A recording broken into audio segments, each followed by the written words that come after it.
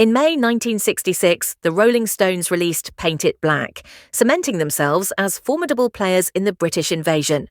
It also drew comparisons to the Beatles, as the Stones were often pitted against the Fab Four as their edgier counterparts. In 1964, the Rolling Stones were making a name for themselves in the UK, while their contemporaries were gaining popularity across the pond.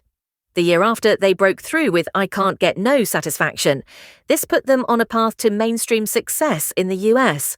Around this time, the Stones were taking notice of what the Beatles were doing and drawing inspiration.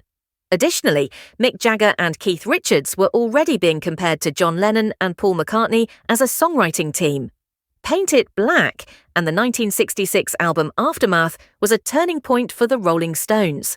The album was the first penned entirely by Jagger and Richards.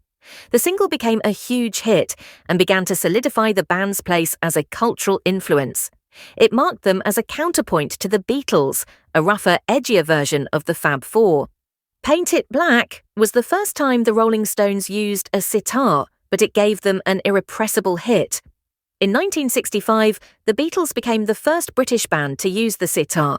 They recorded Norwegian Wood, This Bird Has Flown, with George Harrison playing the sitar, which he had picked up by chance while filming Help in London. Brian Jones, who at that time was still with the Rolling Stones, was inspired to try the instrument for himself after speaking with Harrison.